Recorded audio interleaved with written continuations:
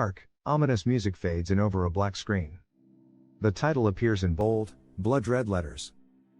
In a low, foreboding tone, in Nazi-occupied Paris, amid the horrors of war, a new kind of terror emerged.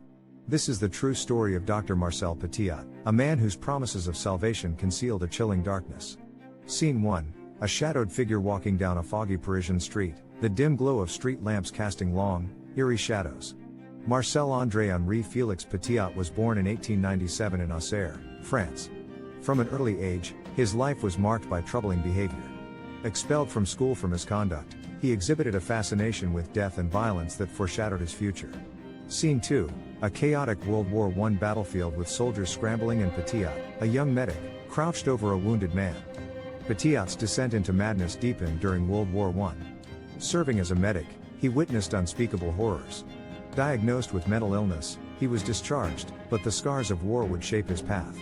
Scene 3, a 1920s French village, a bustling street with Petiot's clinic prominently displayed. After the war, Petiot reinvented himself as a doctor in Villeneuve-sur-Yonne. To his patients, he was charming and generous. But behind closed doors, he engaged in fraud, theft, and illegal medical procedures. Scene 4, Petiot standing in a mayoral office, smiling confidently as he shakes hands with local officials. His charisma won him the role of mayor.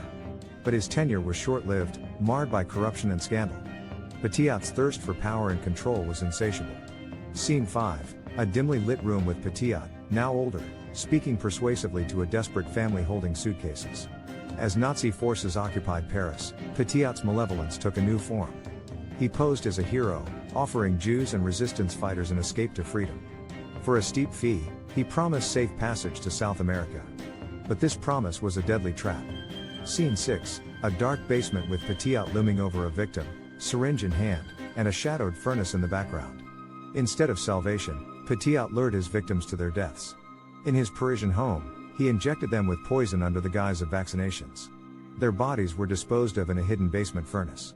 The stench of burning flesh would eventually betray him. Scene 7, a group of police officers uncovering bodies in the basement of Petiot's home, their faces pale with horror. In 1944, police discovered the grisly truth, the remains of at least 27 victims. Petiot's house of horrors shocked even the most hardened investigators. Scene 8, Petiot's trial in a crowded courtroom, the public hanging on every word. Petiot was captured and stood trial in 1946.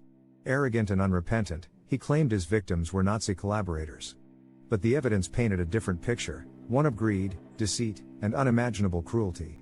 Scene 9, a guillotine silhouetted against the dawn sky, a crowd murmuring in the background.